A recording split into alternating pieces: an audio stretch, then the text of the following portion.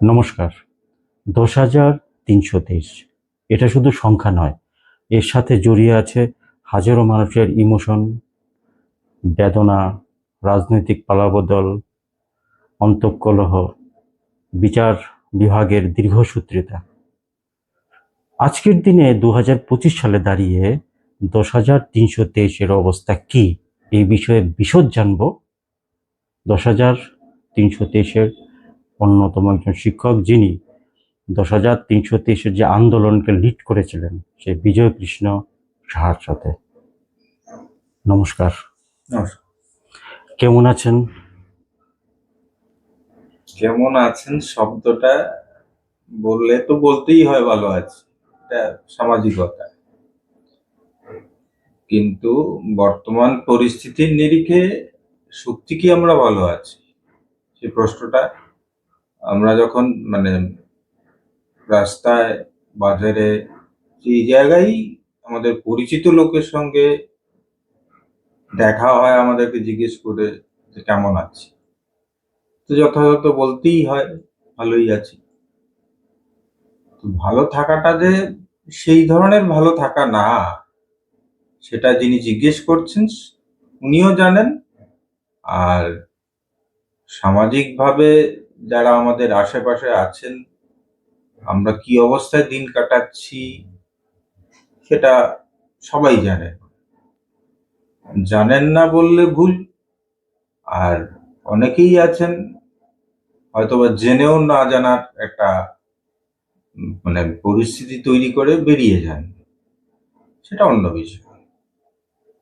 যাই হোক, দিনের শেষে একটাই জিনিস বলা, যে ভালোই আছি। ভালোই আছি ওই সেন্সে যে এখনো জীবিত আছি। আর আমাদের মধ্যে অনেকেই প্রয়াত, এদের পরিবারের তুলনায় তো নিশ্চয়ই আমরা ভালো আছি, যেহেতু আমরা জীবিত আছি।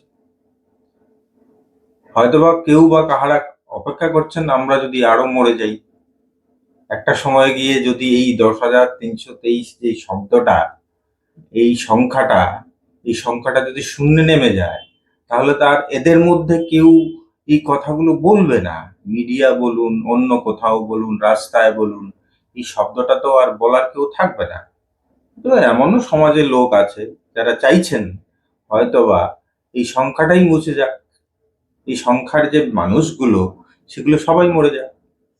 ১০,৩২৩ তাদেরকে কোনো টার্মিনেশন লেটার দেয়নি।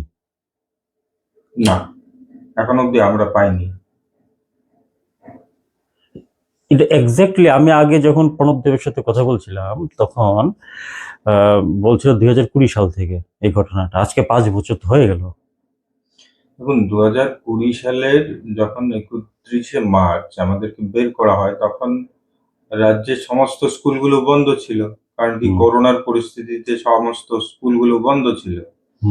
অল অফ এ সার্টেন এটা একটা এডুকেশন ডিপার্টমেন্টের যে ওয়েবসাইট, সেই ওয়েবসাইটে একটা টার্মিনেশন লেটার দেওয়া হয়েছিল। ওয়েবসাইটে ফর অল। ফর অল ওয়েবসাইটে তো সবার জন্যই হয়। তে দেওয়ার পর তখন তো আমরা স্কুলে যাইনি, কারণ কি করোনা পরিস্থিতি, সব আমরা কেন, কোনো টিচারই স্কুলে যাচ্ছিল না। আলটিমেটলি সেই যে টার্মিনেশন লেটারটা ওয়েবসাইটে ছিল, সেটা ছিল অ্যাপ্রক্সিমেট ৩ দিনের মতন ওয়েবসাইটে ছিল। ৩ দিন পরে ওয়েবসাইট থেকে ওই টার্মিনেশন লেটারটাও উধাও হয়ে যায়। এটা ডাউনলোডের আছে না আপনাদের কাছে? আমরা করেছিলাম, আছে আচ্ছা আমাদের কাছে। আচ্ছা।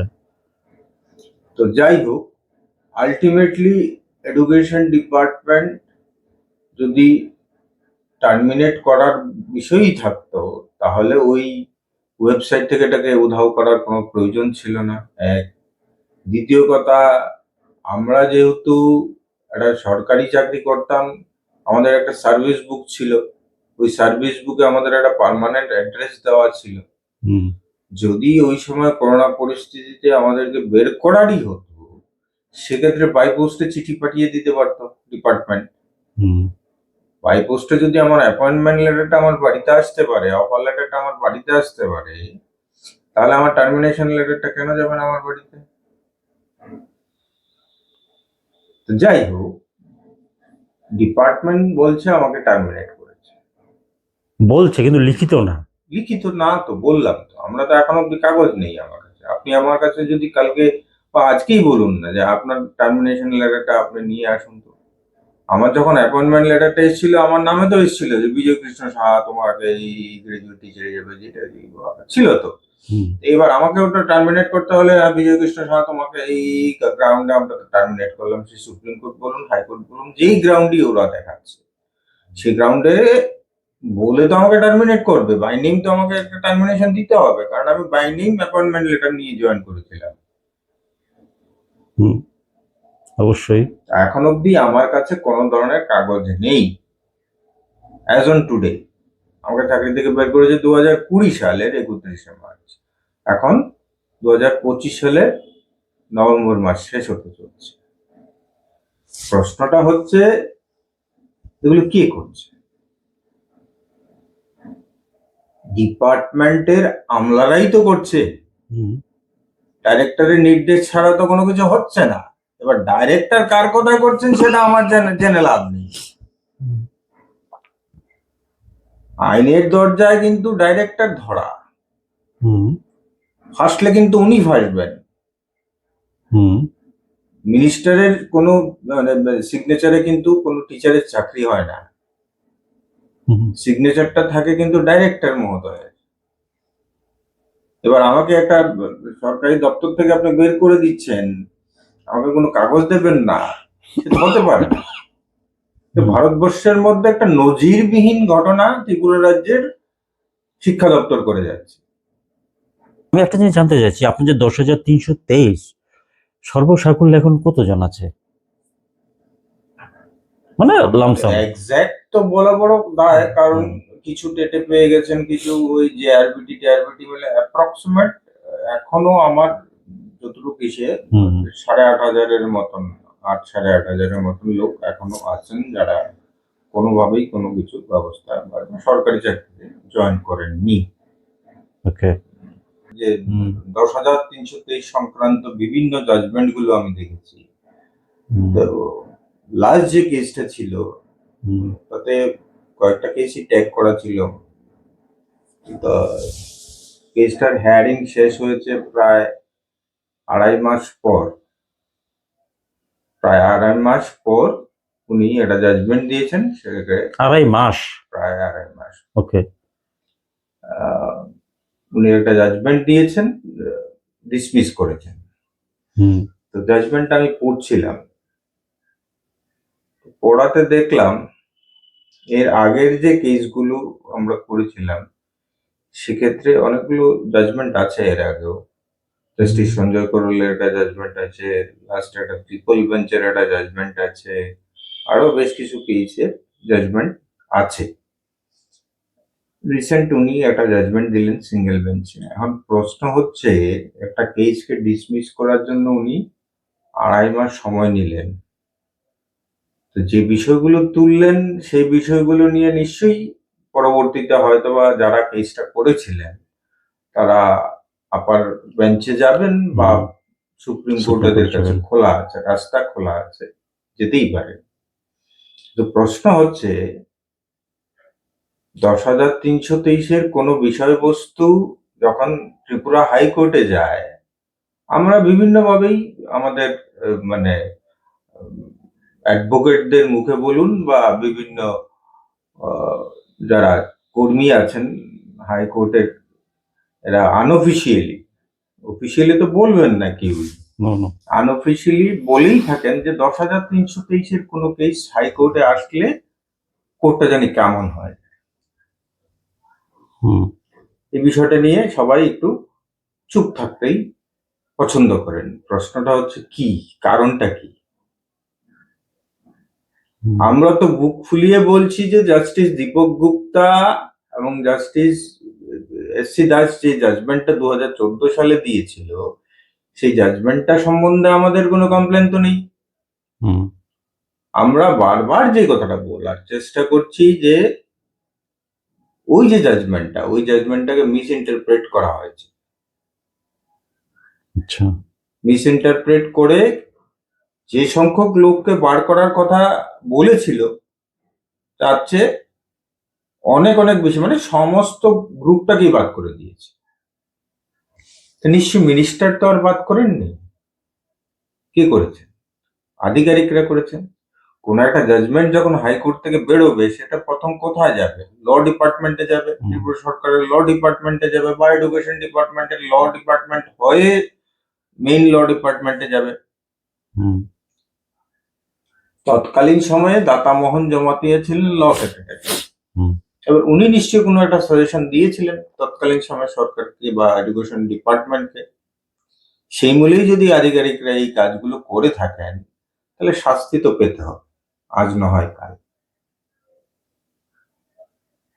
তবে ব্যক্তিগতভাবে একটা কথাই বলবো, ত্রিপুরা হাইকোর্টের প্রতি আমার এখন, আমি একদম স্ট্রেট ফরওয়ার্ড বলি, আমি বহুবার বহু জাজ সম্বন্ধেও বলেছিলাম কিছু বিষয় নিয়ে,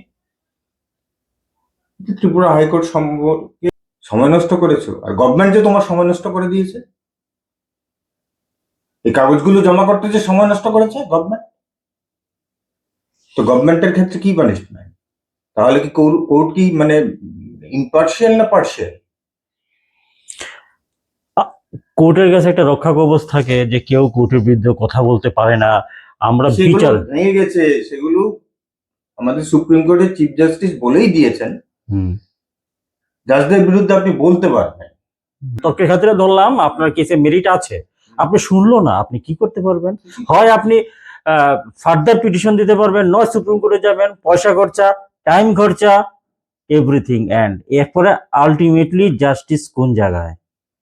জাস্টিস এখন দেখুন, আপনার মানে আপনার কি বলে চ্যানেলেই বলছি, সুপ্রিম কোর্টে আমি বহুবার গেছি, বহুবার সেগুলো বলে লাভ নেই। তো সুপ্রিম কোর্টের মধ্যে ওই যে আউট অফ দ্য ট্রেক দিয়ে, মানে অনেক সেই বলেন, অ্যাডভোকেটরা বলে থাকেন যে সুপ্রিম কোর্টের পরেও যদি কোনো কোর্ট থাকতো, তাহলে সুপ্রিম কোর্টের অনেক জাজমেন্ট গুলোর মধ্যেও ভুল ছিল, সেগুলো প্রমাণ হতো। এবার আরেকটা কথা যেটা খুব গুরুত্বপূর্ণ, সেটা এনারা বলেন, এবং সিনিয়র অ্যাডভোকেটরাই অনেক সময় বলেন, কিন্তু এটা অন ক্যামেরা বলবেন না, এটা স্বাভাবিক। না, স্বাভাবিক। যে এখন জাজমেন্ট পাবেন, এতে কোনো সন্দেহ নেই, আপনি কেস করেছেন, তার একটা জাজমেন্ট আসবে, but so far justice is concern, we are in a doubt. Justice পাবেন কিনা সেটার গ্যারান্টি আপনাকে কেউ দেবে না, কিন্তু but you will got the judgement. It may be dismiss, it may be something else, but you will got the judgement. কিন্তু merit তো থাকা উচিত না? আমি এই merit that is a different chapter. আপনার অনেক বিষয়গুলো আপনার আর্গুমেন্টের মধ্যে উঠেইনি, নিজে থেকেও জাজেরা লিখে দিচ্ছেন। অবভিয়াসলি দ্যাট টাইম এগুলো নিয়ে একটু কন্ট্রোভার্সি হয়। তবে আমার মনে হয় তৎকালীন সময়ে 2014 সালে যখন জাজমেন্টটা বেরিয়েছিল, তৎকালীন সময়ে এডুকেশন দপ্তরের সরাসরি সুপ্রিম কোর্টে না গিয়ে, তৎকালীন সময়ে জাস্টিস দীপক গুপ্তা যখন ছিলেন, উনার কাছেই আবার যাওয়া উচিত ছিল, যে এটা ক্লিয়ারিফিকেশন চেয়ে, যে তুমি কাদের কাদেরকে বের করতে বলেছো। That will be the wise process for the case handling. Somehow somebody ওই সময় সরকারকে হয়তোবা সামবডি কি আধিকারিকরাই বুঝিয়েছেন যে সবার চাকরি খেয়ে দিয়েছে। ওয়াইরেস আমাদের বিরুদ্ধে তৎকালীন সময়ে যিনি অনেকগুলো কেস লড়েছিলেন, একে ভৌমিক, অ্যাডভোকেট একে ভৌমিক, উনি প্রয়াত এখন, উনি কিন্তু ঠিক জাজমেন্টটার পরের দিনই একটা মিডিয়াতে একটা বক্তব্য রেখেছিলেন। ওই মিডিয়ার ওই বক্তব্যটার মধ্যে উনি স্পষ্ট করে দিয়েছিলেন যে সবার চাকরি যায়নি, কিছু লোকের বিরুদ্ধে, যাদের বিরুদ্ধে কেস হয়েছে, স্পেসিফাইড করেছিলেন উনি। কিন্তু সামহাউ আমাদের যারা আধিকারিকরা ছিলেন, এরা কোন মন্ত্রে দীক্ষিত হয়েছেন বা কার থেকে কোনো কিছু নিয়েছিলেন কিনা, সেগুলো তদন্ত সাপেক্ষই বেরোবে। শুনুন, একটা ভুলকে দীর্ঘদিন আপনি চাপা দিয়ে রাখতে পারবেন না, সেদিনটা আসছে। আপনার চ্যানেলে বলে যাচ্ছি, ত্রিপুরার শিক্ষা দপ্তরের আধিকারিকরা যারা রিটায়ার্ড করেছেন, যারা এখনো আছেন, ওয়েট করুন, আপনারও দিন আসছে, আপনাদেরও দিন আসছে। ডিলে যখন হবে, এক্সট্রিম ডিলে হলো তখন আর কি, জাস্টিস তো এইভাবেই না, আমি মারা যায় না। সেরকম ভাবে বলবো না। জাস্টিস কি হচ্ছে না ভারতবর্ষে? কোথাও না সবার কোথাও তো হচ্ছে, হচ্ছে। হচ্ছে না কেন? এখন প্রশ্ন হচ্ছে কিছু কিছু কেসের ক্ষেত্রে বিষয়গুলো একটু অন্যরকম হয়। হুম পলিটিক্যাল কেস, কতগুলো কেসকে পলিটিক্যাল কেস বলা হয়, মানে এটা হুম আনঅফিসিয়ালি, আমি হুম অফিসিয়ালি বলবো না, কারণ না যেগুলো ওয়ার্ড গুলো আনঅফিসিয়ালি বলা হয়। হুম যেমন ধরুন ত্রিপুরা রাজ্যের এই 10,323 এর হুম কেসটাকে পলিটিক্যাল কেস, হুম পশ্চিমবঙ্গের এই 26,000 শিক্ষকদের যে কেসটা, এটাকেও পলিটিক্যাল কেস। হুম উত্তরপ্রদেশে শিক্ষামিত্র কতগুলো শিক্ষকদের বিষয় ছিল, এটাও that was also a political case, somehow it was resolve. হুম পশ্চিমবঙ্গেরটাও চলছে, এটার সমাধানের এটা কোনো একটা পথে চলছে, বিভিন্ন ভাবেই হোক, যেটাই হোক, হোক না হোক, এখনো এরা ইসে করছে। কিন্তু ত্রিপুরার যে বিষয়গুলো, আমি আশাবাদী এই কারণে যে আমার চাকরিটা আমি ফিরে পাবই। Until or unless I got my termination letter from this department, I have a little bit of hope that this department's officer will rectify their faults. এই অফিসারগুলোই তাদের ভুলটাকে শুধরাবে। এরকম কি সবার সাথে হয়েছে? 10,330 যাদেরকে বাদ দেওয়া হয়েছে, এবার এদের সংখ্যাটা? সবার সাথে বলতে, দেখুন, আমরা যখন একটা সুপ্রিম কোর্টে কেস করেছিলাম, হুম কেসটা ছিল Ajay Debbarma versus state of Tripura. হুম ওই কেসটার মধ্যে তৎকালীন সময় ডাইরেক্টর ছিলেন ইউকে চাকমা। হুম উনি একটা এফিডেভিট সাবমিট করেছিলেন, যে এফিডেভিটে উনি ক্লিয়ারলি মেনশন করেছিলেন যে 462 জনকে নোটিশ করা হয়েছে। হুম 462 জনকে যদি নোটিশ করা হয়, আপনি আইন নাই জানতে পারেন, that is not important that you have to know the law, but the basic thing of law, without notifying somebody, মানে নোটিশ না দিয়ে আপনি কাউকে ওই জাজমেন্টের পক্ষভুক্ত করতে পারবেন না। হুম আমি আত্মপক্ষ সমর্থনের সুযোগ পাবো না, সেটা তো ভারতবর্ষের আইন নয়। সুপ্রিম কোর্টও তাই বলছেন যে আপনাকে আপনার আত্মপক্ষ সমর্থনের সুযোগ দিতেই হবে। আমি যদি ওই কেসের পক্ষভুক্ত হতাম, তাহলে ডেফিনেটলি আমাকে একটা নোটিশ করতো, ঠিক আছে, হাইকোর্ট বলছে যে অর্ডার 1 রুল 8-এ আমি এদেরকে নোটিশ করেছি, কিন্তু পিজিটির রায়দের মধ্যে নেই। আচ্ছা, হাইকোর্টের জাজমেন্টে তো আমার চাকরিটা যায়নি।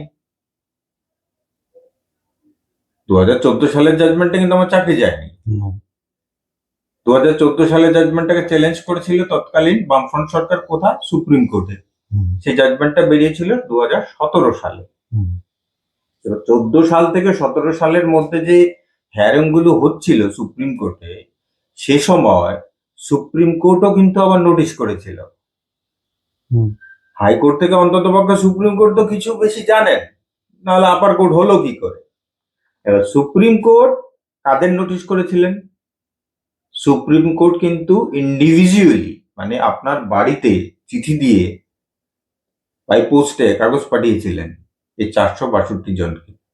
আচ্ছা আচ্ছা, এবার এই 462 জনের সঙ্গে আরো রেসপন্ডেন্ট ছিল, মানে যারা, যেমন তন্ময় নাথরা আমাদের বিরুদ্ধে কেস করেছিল। হুম তো এদের মিলিয়ে 900 কতজন, এটা সুপ্রিম কোর্টের একটা অর্ডার আছে, আমার কাছে আছে বাড়িতে। তো 900 কতজনকে এই কেসের রেসপন্ডেন্ট বানিয়েছিল। গভর্নমেন্ট ছিল পিটিশনার সুপ্রিম কোর্টে, আর রেসপন্ডেন্ট ছিল 914 জন না কতজনের মতো। আচ্ছা, 914 জনের মধ্যে যারা তন্ময় নাথরা আছেন কিছু, আর আমাদের 462, ঠিক আছে। এই 914 জনের নাম কিন্তু পেপারেও ছাপিয়েছিলেন বাই নেম। এই পেপারের কপিটাও আমাদের কাছে আছে। এখন দপ্তর যখন ওই যে ওয়েবসাইট আপনাকে বলেছিলাম হুম যে এনারা 3 দিনের জন্য টার্মিনেশন লেটারটা দিয়েছিল, সেই টার্মিনেশন লেটারটাতে ওরা স্পেসিফিক সুপ্রিম কোর্টের কথাই বলেছিল এবং এসএলপি যেগুলো হয়েছে সেগুলো মেনশন করেছিল যে এই সুবাদে তোমাদেরকে আমি টার্মিনেট করলাম। ভালো কথা। এবার সুপ্রিম কোর্টে আমরা আরটিআই করি যে এই কেসের কি পক্ষভুক্ত কিনা আমি, whether I am a party of that particular SLP or not. Supreme Court খুব স্পেসিফিক ভাবেই আমাকে উত্তর দিয়েছে যে you are not a party of that particular SLP or particular case. Okay. আমি যদি ওই কেসের পার্টি না হই তাহলে সুপ্রিম কোর্টের কথা বলে তুমি আমাকে কি করে বের করলে?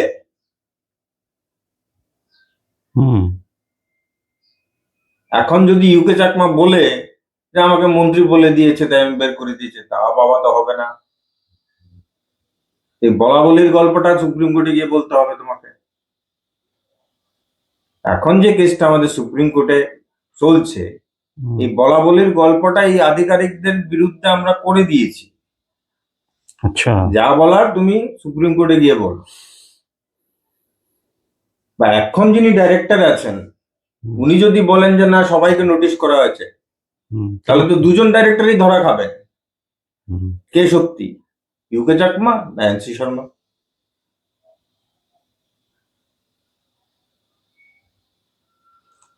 যে এই বিষয়টা নিয়ে এখন মানে আধিকারিকরা যারাই মিথ্যার কোনো ভর করে চলার চেষ্টা করবেন, এদের শেষ জীবনটা কিন্তু কষ্টের হবে। সবকিছুর কিন্তু শেষ আছে, সবকিছুর শেষ আছে। এবং আমি আপনার এই চ্যানেলের দায়িত্ব নিয়ে বলছি, আগামী দিন এই আধিকারিকরা রাস্তায় বসে কান্না করতে হবে। তাহলে এর মধ্যে কে আছে আপনার মনে হয়, মানে আধিকারিকরা শিক্ষা দপ্তরের যে সর্বোচ্চ র্যাঙ্কে চাকরি করছেন উনি? ডেফিনেটলি। মানে তাহলে এই প্রবলেমটা কোন সময় হয়েছিল? আধিকারিক তো চেঞ্জ হয় না? সে তো মানে বামফ্রন্ট আমল থেকেই চলে এসছে এবং এই আমলেও এরা এটা কন্টিনিউ করছে। আচ্ছা।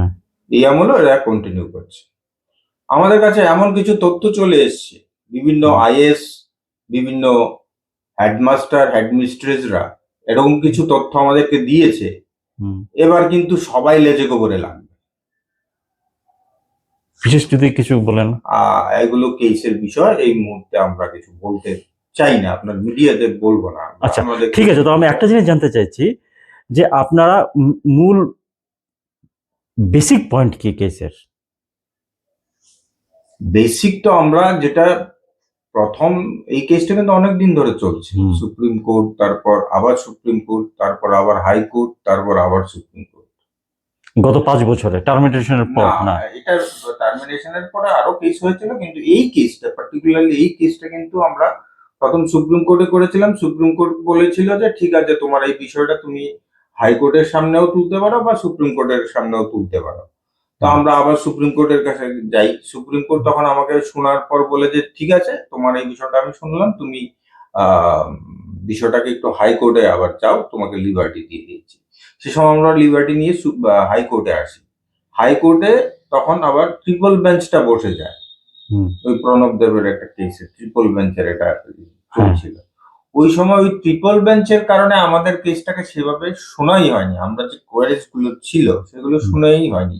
আলটিমেটলি আমাদের কেসটাকেও ডিসমিস করে দিয়েছে। তখন আমরা সুপ্রিম কোর্টে আবার ফিরে যাই যে তুমি যে বলেছিলে যে আমাকে হাইকোর্টে যেতে, আমার এই কোয়ারিজ গুলোর উত্তর আমি পাইনি, তুমি এবার শোনো। তো যাই হোক, আলটিমেটলি সুপ্রিম কোর্ট এবার গভর্নমেন্টকে নোটিশ করেছে, একটা না, শিক্ষা দপ্তরকে 7টা নোটিশ করার পর শিক্ষা দপ্তর সুপ্রিম কোর্টের নোটিশের উত্তর দিচ্ছে না। এবং ত্রিপুরা রাজ্যের মানুষের জানার বা অবগতির জন্য বলছি, লাস্টে সুপ্রিম কোর্ট রেগে গিয়ে আগামী হেয়ারিং এ যেন অ্যাটর্নি জেনারেলের সশরীরে হেয়ারিং এর দিন উপস্থিত থাকে সেই ধরনের অর্ডার করে দিয়েছেন। আচ্ছা, এটা কবে নাগাদ হবে? এটা সামনে হেয়ারিং এর ডেট আমরা যেটা টেন্টেটিভলি দেখছি যে 2026-এর 16 জানুয়ারি শো করছে। ওকে। তো ওই দিন অ্যাটর্নি জেনারেলকে সশরীরে উপস্থিত থাকার ইনস্ট্রাকশন দিয়েছেন সুপ্রিম কোর্ট। ওকে। তাহলে প্রশ্নটা হচ্ছে, তোমরা যদি সবকিছুই তোমাদের ঠিকঠাক থাকে তাহলে সুপ্রিম কোর্টের 7টা নোটিশের উত্তর দিচ্ছ না কেন? As on today. একদিনে তো নোটিশগুলো হয়নি, শিক্ষা একটা দপ্তর হয়নি। দিচ্ছে না। শিক্ষা দপ্তর দিচ্ছে না। তাহলে আমি কেন মিনিস্টারকে দোষ দেবো? নোটিশ তো মিনিস্টারকে করেনি তো। আচ্ছা, এটার মধ্যে আমি একটু অন্য একটা কথা বলি। এটা তো আচ্ছা ঠিক আছে, এটা রুলস রেগুলেশন কিছু ব্যাপার। এখন মনে করুন আধিকারিকরা কি তার নিজস্ব সেই সেই ক্যাপাসিটি আছে যে আপনার সেভাবে বোল্ড জবাব দেওয়ার? এটা এমনি বলছি, যেটা আমরা ইন জেনারেল চলি। এখন আপনি লর ব্যাপারে গেলে ল আলাদা, করতেই হবে, মন্ত্রী মিনিস্টার কোনো দায়ী না এটার মধ্যে। আধিকারিকরা লাগবো, আধিকারিক দায়ী, আই এডমিট ইট। কিন্তু একটা আধিকারিক কি সেই ডিসিশন নিতে পারে? কি মনে হয় আপনার? একটু যদি কন্ট্রোভার্সি হইতেছে ব্যাপারটা। যদি এই ধরনের ডিসিশন নেওয়ার মানে ক্যাপাবিলিটি আধিকারিকের না থাকে, হুম, I must say he must resign. কিন্তু সবখানে রিজন দিতে হবে তাহলে। ডেফিনেটলি। যদি মেরুদণ্ডহীন মানুষকে ওই ধরনের পদে বসানো হয়, he or she must resign from their post. হুম, আমি আমার 10 বছরে যেটুকুন চাকরি করেছি 5টা স্কুলে আমি ট্রান্সফার হয়েছি। That doesn't mean that I have to show something else. No, transferable job হতেই পারে, ট্রান্সফার হয়েছে, আমি গেছি, তখন যেখানে বলেছে গেছি। তুমি চাকরি করবে, পরিশ্রম করে, মানে দুটো পয়সা রোজগার করে তোমার ছেলে মেয়েকে খাওয়াবে, সন্তান পালবে, সংসার পালবে, আর 2 নম্বরই করবে? সে তো হয় না, সে তো হয় না। আমার প্রশ্ন হচ্ছে, চাকরিটা যখন করবেন মেরুদণ্ডটা সোজা করে করুন। আর আইএস অফিসার এরা তো আজকে এখানে আছে, কালকে ওখানে, এদের তো কোনো ইয়ে নেই, এদের কোনো ঠিক ঠিকানা নেই। তবে হ্যাঁ, এইটুকুন বলে দিতে পারি, আমাদের এডুকেশন ডিপার্টমেন্টের যতগুলো অফিসার আছেন, right from director two is, administrative লেভেলে আমি বলে দিচ্ছি, আর হেডমাস্টাররা যারা 12 স্কুলের আছেন, হুম, তারা সবাই DDO. There will be in a big problem this time. I'm alerting them. There will be in a big problem. কারণ কি আমাদের কাছে যে কাগজগুলো এসছে সেগুলোতে কিন্তু অন্য কথা বলছে। জাস্ট আজকের ডেটে আপনার চ্যানেলে এইটুকুনি ছোট্ট একটা কথা বলে দিয়ে যাই, আশা করি আমাদের ডাইরেক্টর মহোদয় যদি শুনেন আমি খুশি হব, যে 10,323কে ডিসকন্টিনিউড করা হয়েছে, নট টার্মিনেটেড। ডিসকন্টিনিউশন দেখানো হচ্ছে, নট টার্মিনেটেড। ডিসকন্টিনিউশন, এটা এটা নিয়ে আর আপনি আমাকে জিজ্ঞেস করবেন, আমি আর উত্তর দেবো না, বা যা বোঝার সেটা বুঝে গেছে। আপনার চ্যানেলের মাধ্যমে আমাদের এডুকেশন ডিপার্টমেন্টের যারা যারা আধিকারিকরা আছেন তারা বুঝে গেছেন আমি কি বলার চেষ্টা করছি। কর্মচারীকে বের করলে তাকে ডিসকন্টিনিউশন দেখানো তো দরকার নেই, ইউ আর টার্মিনেটেড, হুম, আপনার নামই তো থাকার দরকার নেই, না, তাহলে ডিসকন্টিনিউড কেন? বেতনগুলো কে কে নিচ্ছে, কোথায় আসছে, কিভাবে ওঠানো হচ্ছে, কোন গ্রাউন্ডে সরানো হচ্ছে? আসবে, উত্তর দিতে হবে। ওয়েট, তার জন্য মন্ত্রীদেরকে কিন্তু উত্তর দিতে হবে না, দিতে হবে আধিকারিকদের। এই যে 216 জনের মৃত্যু, তারও উত্তর দিতে হবে কিন্তু। সবটাই শেষ হয়, আমি বলে দিয়ে গেলাম আজকে, সবকিছু শেষ হয়, এটারও শেষ হবে, সবকিছু শেষ হয়, এটারও শেষ হবেই। I am waiting for that day. আচ্ছা, আমি আমার যে ডিমান্ড বা আমার যে এই জাজমেন্টটা পড়ার পর যেই কথাটা প্রথম বলেছিলাম, আজকের ডেটে একই জায়গায় দাঁড়িয়েছি, যে আমার চাকরি যায়নি, দ্যাট ওয়াজ মিস ইন্টারপ্রেটেড। আমি ভারতবর্ষ বলছি কারণ আমি সুপ্রিম কোর্ট অব্দি গিয়েছি। এই যাবৎকালে নাই নাই করে আমি 200 বড় বড় লয়ারের সঙ্গে কথা বলেছি, মোর দেন 200 বলে দিতে পারি, and everybody admit that আমার চাকরিটা যায়নি। But that is a different issue that আমি এখন অব্দি আমার চাকরিটা ফিরে পাইনি। বাট ইচ অ্যান্ড এভরিবডি, এমন কোনো অ্যাডভোকেট বলেনি আজ অব্দি যে I am saying something lie. Somehow we are not getting justice. That is a different issue. That may be political, that may be something, somebody may explain somewhere, এগুলো বলে লাভ নেই, অনেকভাবেই এগুলোর ব্যাখ্যা হতে পারে। But the fact is that আমি 200 জনের মতন বড় বড় advocate, they are not small advocates, মানে সুপ্রিম কোর্টের ভালো তারা দাবিয়ে বেড়ায়, এই ধরনের অ্যাডভোকেটের সঙ্গে কথা বলে দেখেছি। তারা কোনো অ্যাডমিট করেছেন যে না আপনার চাকরিটা যায়নি। তো পুরো রাজনীতি কেমন দাউপেচ চলছে মনে হচ্ছে না, এই পুরো বিষয়টা যখন চিন্তা করি আর কি। মানে একদিক দিয়ে দুর্ভাগ্যও মনে হয়, আরেক দিক দিয়ে আইনি জটিলতা, আরেক দিক দিয়ে প্রশাসনিক উদাসীনতা, না প্রশাসনিক নেগলেন্সি বলবো আমি। দেখুন, হ্যাঁ, সবটার পেছনে কিন্তু ঘুরিয়ে ফিরে আধিকারিক, আপনি যাই বলুন, সবটার পেছনে ঘুরিয়ে তারা ফিরে বলির আধিকারিক। পাঠা, আমি যদি বলি না, আপনাকে যদি এখন কেউ বলে যে আপনি এই যে আপনার পাশের বাড়ির ভদ্রলোককে গিয়ে মেরে আসুন, আপনি যাবেন? না, যাবেন না তো। না এটা যাবো না। এই আধিকারিকরা যখন যদি কোনো কিছু ইলিগাল কাজের কথা বলে, এদের মাথায় তো এই জিনিসটা আসা স্বাভাবিক যে আমার একটা ভুল সিদ্ধান্তে এতগুলো লোকের জীবন যাচ্ছে, why should I do this one? কি হবে, আমার চাকরি চলে যাবে? ছেড়ে দিন চাকরি। যদি মেরুদণ্ড সোজা করে চাকরি না করতে পারেন, ছেড়ে দিন চাকরি, আপনার তো চাকরি এমনিতেই শেষ। না, এটার মধ্যে একটা ইন্টারেস্টিং জিনিস আমার মনে হচ্ছে, দেখুন আমি মেনে নিলাম যে আধিকারিকদের সেই ভুলটা আছে, কিন্তু একটা আধিকারিক, বিশেষ করে বাম আমল হোক বা বিজেপি আমলই হোক, আমার মনে হয় না কোনো আধিকারিকরা কোনো পলিটিক্যাল কোনো বিষয় ছাড়া, পলিটিক্যাল ইন্টারফারেন্স ছাড়া এরকম কোনো ডিসিশন নেয়। যাক, এটা পার্সোনাল মেবি ইন্টারেস্টও তো হতে পারে। একটা কেসের মধ্যেও কিন্তু সুপ্রিম কোর্ট স্পষ্ট ভাষায় এ কথা বলছে না যে এই সমস্ত টিচার গুলোকে টার্মিনেট করা হোক।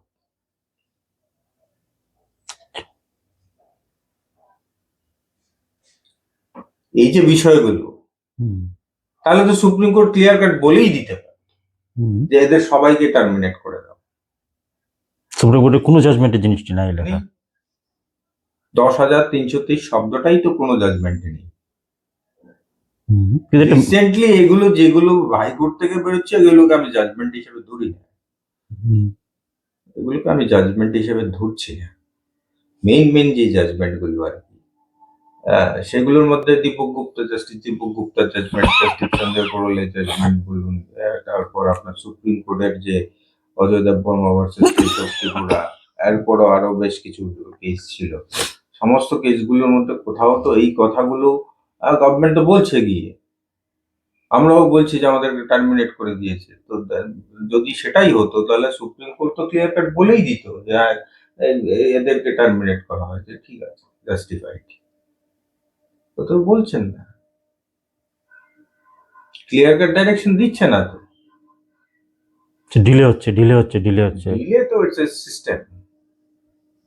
আইএস অফিসারদের ট্রেনিং এর মধ্যে একটা জিনিস শেখানো হয়, how to delay the system.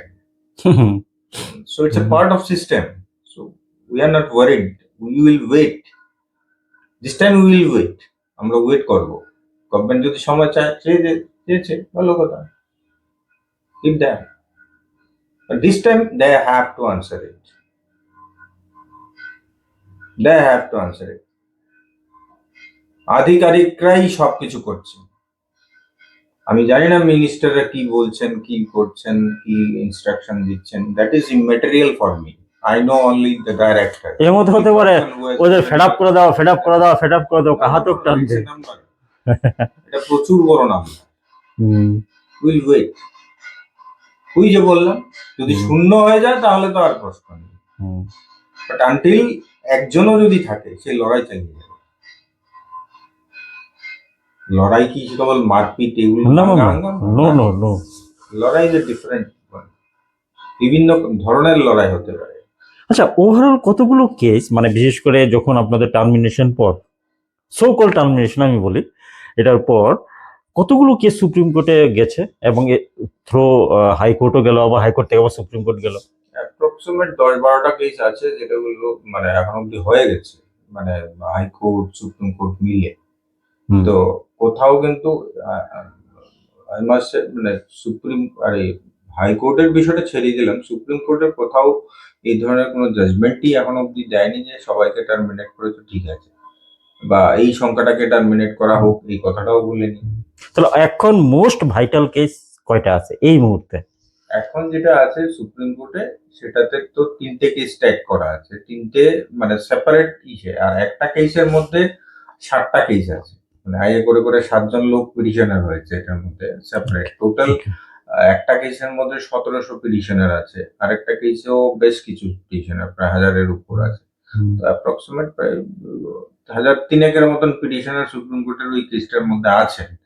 তো বিষয়টা হচ্ছে, প্রিভিয়াসলি আমরা যেগুলো করতাম যে অল্প সংখ্যক লোক দিয়ে কেস করানোর বিষয়টা, তাতেও হয়তো সুপ্রিম কোর্ট অনেক সময় বুঝতে Hesitate, সমস্যা হতো যে 465-র মধ্যে এই লোকগুলোই বোধহয় আবার কেসে এসছে, বাট দিস টাইম এরকম না, যে অ্যাবাউট 462 দিস পিপল কেম, তার মানে এদেরও চাকরি গেছে। এই বিষয়টা এইবার কেসটার মধ্যে একটু অন্যরকম বিষয়টা এসছে। আর বললাম তো কিছু তথ্য আমাদের হাতে এসছে, ইনফ্যাক্ট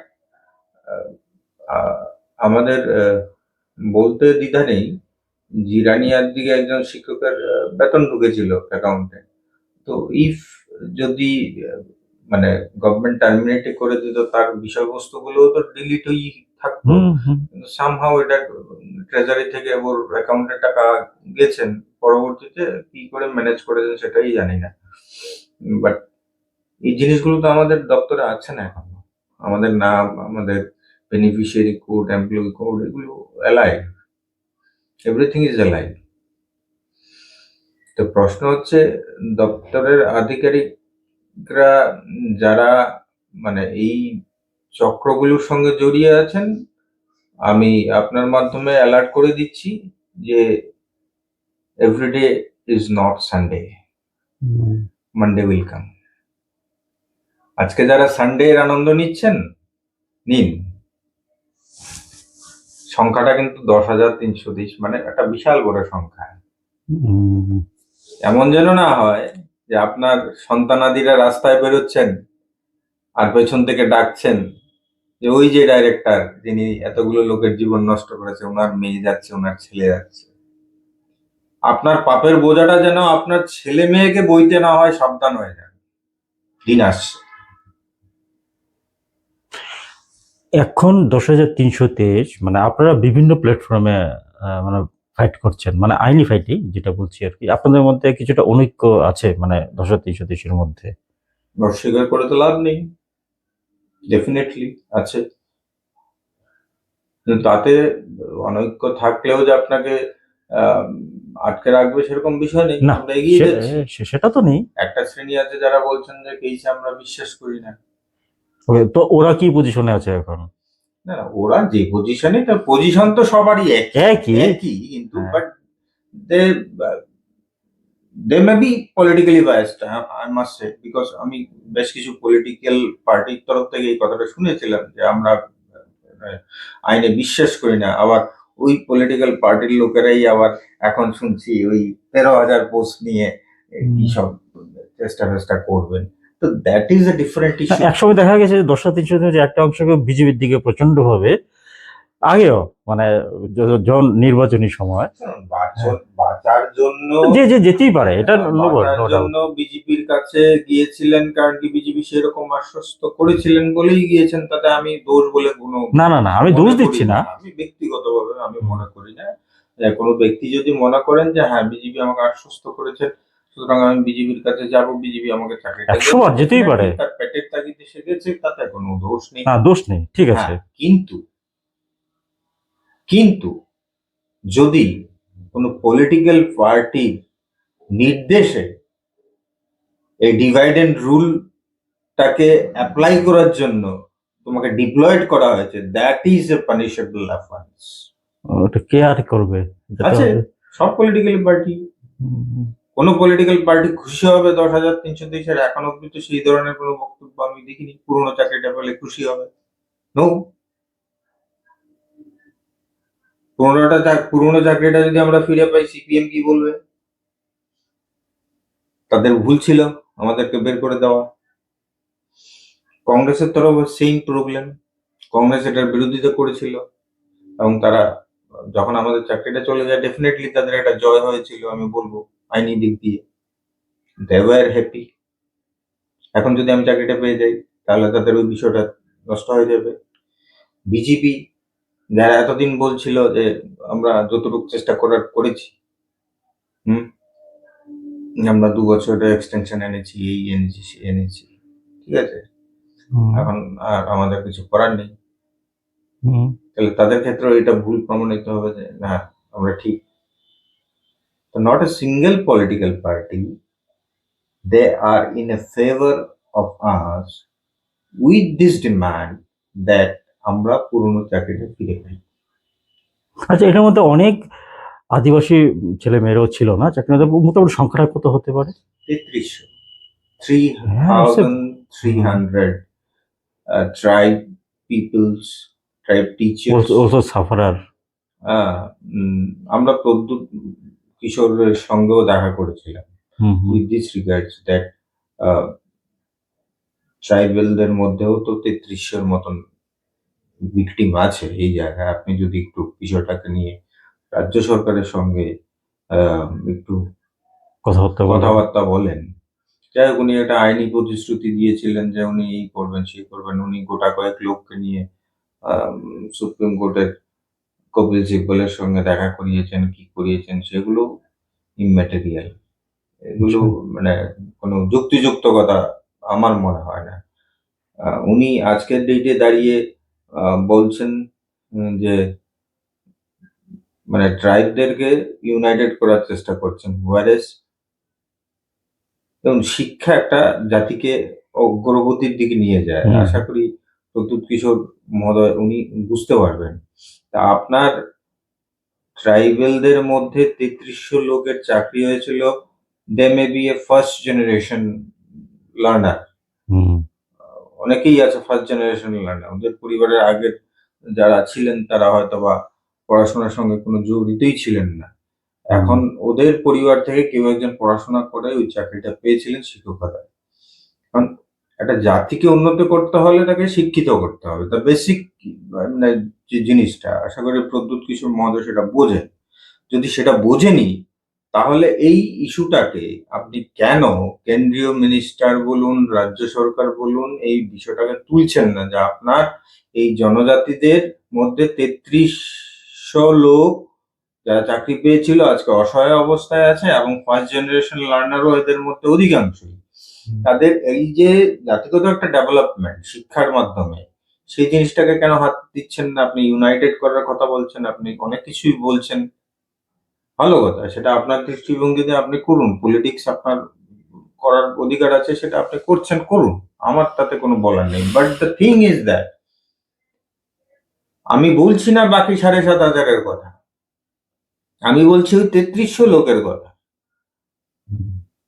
আপনি যাদেরকে নিয়ে লড়াই করছেন তাদের মধ্যে এই 3300 লোক ইন্টু 5, মানে পরিবার প্রতি যদি আমি ধরি, এদের জীবন আজকে বিপন্ন। এদেরকে নিয়ে সরকারের সঙ্গে কথা বললে, এই যে আন্দোলনগুলো করছেন এদেরকে নিয়ে একবার আন্দোলন করুন না। এদেরকে নিয়ে সরকারের নিয়ে আলোচনা করুন। আলোচনায় যদি সরকার সহমতি পোষণ করে তাহলে তো চাকরি পেয়েই গেল। আর যদি সরকার কোনো কিছু ইসে না করে তাহলে তাদেরকে নিয়ে আন্দোলনে নামুন না একবার। আমরাও আছি, আমরাও থাকবো আপনার সঙ্গে। প্রদ্যুৎ মানিক্যের উপর বা আশা আকাঙ্ক্ষা অনেকটা আছে মনে হচ্ছে আর কি। কেন আমি বলছি, কারণ বিজেপিরও তাদের ট্রাইবেল উইংস আছে, ওরাও তো কিছুই করছে না এই বিষয়টা। প্রদ্যুৎ কিশোর তো ক্ষমতায় নেই, ক্ষমতায় নেই মানে সরকারের সঙ্গে আছে কিন্তু কমান্ডিং পজিশনে তো নেই না সেইভাবে, দপ্তরের ব্যাপারেও নেই। ঠিক আছে, নো ডাউট তাহলে একটা ক্রেডিবল একজন ওনার ওনার লিডার। ওনার তরফ মানে দলের মন্ত্রী আছে রাজ্য হ্যাঁ। সরকারে, আছে এটা নেই আবার কি? আছে, কিন্তু একটা মনে করুন যে থাকলেও একটা মেজরিটির বিষয় বিষয় থাকে না। মেজরিটি কোনো বিষয় নেই। উনি যে জায়গায় করছেন আগরতলার মালিক কে? হুম। মানে অ্যাকচুয়ালি এটার মিনিংটা আচ্ছা, হয়তো এটা এটা পলিটিক্যালি অন্যরকম। অনেক ভাবেই প্রকাশ করেছেন, বাট প্র্যাকটিক্যালি আমি যেটা মনে করি যে হুম। আমরা বাই বার্থ এই মাটির মানুষ। হুম। উনি এটাই বলতে চেয়েছেন আর কি, যে বাই বার্থ মানে আমরা এই মাটির মানুষ, এই রাজ্যের মানুষ আমরা। সুতরাং যে কোনো ডিমান্ড আমাদের প্রথম ফুলফিল করা হবে। এটাই আমার আমার আমার যতটুকু পলিটিক্যাল মানে বোঝাবুঝির বিষয়টা আছে, আমি এটা দিয়ে ওনার বক্তব্য থেকে অ্যাকচুয়ালি এটা নিয়ে আমরা হয়তো বা অনেকেই বিভিন্নভাবে মতামত প্রকাশ করি যে আগরতলার মালিক কে, এই কে, সেই কে। অ্যাকচুয়ালি উনি যে কথাটা বোঝানোর চেষ্টা করেন, আমি যেটা ফিল করি আর কি, যে আমরা বাই বার্থ এদিকে মানে অ্যাকচুয়ালি ত্রিপুরাটা ছিল তো ত্রিপুরীদের। হুম। তো এটাতে অস্বীকার করার তো জায়গা নেই। আমরা somehow আমরা মানে পূর্ব বাংলার তরফ হুম। থেকে আমরা ছিলাম এদিকে। তো এখন বিষয় হচ্ছে, আপনি যদি এই বিষয়গুলো নিয়ে সত্যি সিরিয়াসলি সরকারকে প্রেসার করতে চান, তাহলে ওই আন্দোলনে আমরাও থাকবো। ওই আন্দোলনে আমরাও থাকবো। সেটা একটা আবেদন রইল ওনার ওনার প্রতি। ডেফিনেটলি। কেন আন্দোলন করবে কিন্তু না? আসল যে কাজটা করতে পারে ওরা তো চুপ না। আসল কাজটা যে করতে পারে ওরা তো চুপ, এই ব্যাপারে কোনো সাইলেন্ট তারা টোটালি। এখন আদালত আদালত অনুযায়ী হয়তো ধরুন না দেখুন, কর। আমাদের রাজ্যের মাননীয় মুখ্যমন্ত্রী, উনি শিক্ষামন্ত্রীও হুম। Doctor Manik Saha, professor doctor Manik Saha, উনি যখন মুখ্যমন্ত্রী হয়েছিলেন, উই হ্যাড আ হোপ। আমাদের সত্যি বলছি, আজকে আপনার চ্যানেলেই বলছি, আমাদের একটা বিশাল একটা হোপ এসেছিল যে অন্ততপক্ষে উনি কিছু একটা হয়তো বা করবেন। বিকজ উনি যখন সভাপতি ছিলেন, that time I met him regarding this issue only, not political issue. এই ইস্যুটা নিয়ে ওনার কাছে গিয়েছিলাম যে এই বিষয়টাকে একটু দেখার জন্য। That time Biplab Deb was the chief minister. তো যাই হোক, সামহাউ উনি আমাদেরকে আশ্বস্ত করেছিলেন। After that he became the chief minister. তারপর আমরা আশা করেছিলাম যে কিছু একটা হবে, এবং যথারীতি উনি একটা সিস্টেমের মধ্যে গিয়েছিলেন, কিন্তু সিস্টেমটা হলো অ্যাডভাইজারি কমিটি তৈরি করেছিলেন, লিডেড বাই রিটায়ার্ড জাস্টিস এবি পাল মহোদয়। উনি এবং আরো দুজন ছিলেন। তো ওই কমিটির রিপোর্টটাও কিন্তু আমাদের পক্ষেই ছিল, বাট সামহাউ ওই রিপোর্টটাকে সেভাবে গুরুত্ব দেওয়া হয়নি বা এটাকে সাপ্রেস করা হয়েছে। ওই জায়গা থেকেই টার্নিং পয়েন্ট গুলো শুরু হয়েছে। এখন কেন কি আসল বিষয়, that is a different issue. Means each and everybody knows that, যে আমি যে কথাগুলো বলছি ঠিকই বলছি, বাট এটা হচ্ছে না, কোনো এক অদৃশ্য কারণে হচ্ছে। But at the end of the day I এটা মাস্ট সে, হচ্ছে না। হুম। যে ওই যে every day is not Sunday, Monday will come. I believe on that particular point. Last সময় আমি শুধু একটা জিনিসই জানতে চাই, যে বিষয়টা নিয়ে আপনি সুপ্রিম কোর্টের রায়ের জন্য অপেক্ষা করছেন, আপনারা কতটুকু হোপফুল এবং কেন? আমি এই বিষয়টাতে যথেষ্টই হোপফুল বলবো এই কারণে, দেখুন, আমরা অনেক ধরনের কেসগুলো করি। যখন এই কেসটা তৈরি হচ্ছিল, তখন একটা পয়েন্ট অ্যাডভোকেট আমাকে জিজ্ঞেস করেছিল যে আগে যেগুলো করেছেন এর বাইরে গিয়ে একটা কিছু ভাবুন, যেটা আপনি সুপ্রিম কোর্ট বা হাইকোর্টের কাছে চাননি। হুম। দ্যাট টাইম আমরা সেটা বের করেছিলাম যে 2017 সালে যে মেমোরেন্ডামটা ইস্যু হয়েছিল, যেটা দিয়ে আমাকে অ্যাডহক কাম টার্মিনেশন অনেকটা এরকম একটা কপি বাম আমলে দিয়েছিল, সেটাকে স্কোয়াশ করার একটা বিষয় ছিল। আর 2020 সালে যেই সেটা বেরিয়েছিল আপনার ওয়েবসাইটে, সেটাকে স্কোয়াশ করার বিষয়টা ছিল। এই দুটো বিষয় নিয়ে আমরা যাবো বলে কেন? কারণ কি, যে পদ্ধতিতে আমাকে বের করা হয়েছে that is totally unconstitutional. Hmm. Article 310, 311 এইগুলোকে পারমিট করে না, এই প্রসেসটাকে পারমিট করে না। You can't terminate somebody hmm who are in a regular job in this way by giving a memorandum. তোমার প্রসেসটা ঠিক না, that should be rectified. So rectification করতে হলে তো যেটা দিয়েছে সেটাকে আগে উইথড্র করতে হবে, তাই না? হুম তো সেই বিষয়টা নিয়ে আমরা কোর্টের মধ্যে গেছি। এবার যাওয়ার পর তো আরো বেশ কিছু তথ্য, যেগুলো আমি এখন হয়তো বা কোর্ট আপনার বলবো না। তো এইটুকুনি বলবো যে আমাদের কাছে বেশ কিছু তথ্য, আমরা অনেকেই বলে আপনারা মানে এখন আপনারা কোনো আন্দোলন করবেন না, চুপচাপ বসে আছেন। আমরা যে কাজগুলো চুপচাপ বসে বসে করছিলাম সেগুলো কোর্টে আমরা প্রডিউস করব। Wait for the day. এবং যেভাবে আধিকারিকরা বসে আছেন আমার মনে হয় না সেভাবে বসতে পারবে, নিশ্চুপ বসার কারণ নেই। আর যদি আমরা সেটা করতে পারি তাহলে কিন্তু এই যতগুলো লোক আমাদের মধ্যে, আমাদের শিক্ষকরা প্রয়াত হয়েছেন, তার মৃত্যুর দায়ভার কিন্তু আপনাকে নিতে হবে। আপনার জানা চাকরিটা খেয়ে নিয়েছেন, পরিবারটা পালতে পারছে না, বাচ্চাগুলোকে পড়াতে পারছে না, বাচ্চার পেটে খাবার জোগান দিতে পারছে না, বৃদ্ধ মা বাবাকে চিকিৎসা করাতে পারছে না। আমাদের মধ্যে অনেকেই এখন, আমরা প্রায় শেষ বয়সের দিকে, 50-এর ঊর্ধ্বে, আমাদেরও তো শারীরিক সমস্যা চলে এসছে, আমরা চিকিৎসা করাতে পারছি না। বহু মানুষ মারা যাচ্ছে বিনা চিকিৎসায়, তার দায়ভার কে নেবে? ডাইরেক্টর নেবেন না? সেটা একটা মানবিক ইস্যু হয়ে গেল। হ্যাঁ, সেটা একটা দ্যাট ইজ মানবিক ইস্যু নট তো এ এটা। মানবিক ইস্যু, এটা মানবিক ইস্যু না। হুম আপনার ভুলের কারণে কিছু মানুষের সেটাই মৃত্যু বলছি। হচ্ছে, সেটা মানবিক ইস্যু কি করে হলো? আপনি তো ইচ্ছা করে জেনে শুনে করছেন। You are a hmm, cold blooded murderer. আমি সে কথাই বলবো, আপনি জেনে শুনে করছেন তো। আপনি তো জানেন আমার চাকরিটা যায়নি, কারণ কি আপনি যে বিভিন্ন অন্য ধরনের ফাইলগুলোকে প্রসেস করাচ্ছেন সেটা আপনি ভালোভাবে জানেন যে এই লোকগুলোর বেতন আসছে।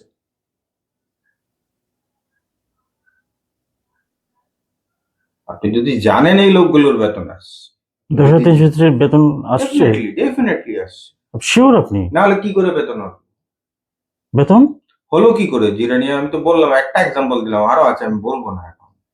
ট্যাক্স কাটছে, এমন ট্যাক্সের কাটার কাগজ এসছে, এগুলো আমি এখন বলতে চাইছি না। যাই হোক, এগুলো আছে। ইউডাইস কোড এলাই। আমি এই কথাগুলো যখন আমি ইউটিউবে যখন এগুলো চলবে তখন কেউ আপনার বিরুদ্ধে কোনো কিছু কেস করলে এই কথাগুলো, এগুলো তো আমার দায়বদ্ধতা না, এগুলো আপনি বলেছেন, এগুলো আমি তুলে দিলাম। ডেফিনেটলি বেতন তো আসছে। আপনি শিওর বলছেন? আরে, অদ্ভুত কাণ্ড। না, আমার একটু অবিশ্বাস লাগছে বিষয়টা, কারণ আমার আমার টার্মিনেশন লেটার কোথায়? আমার ইউডাইস কোডটা এলাইভ কেন?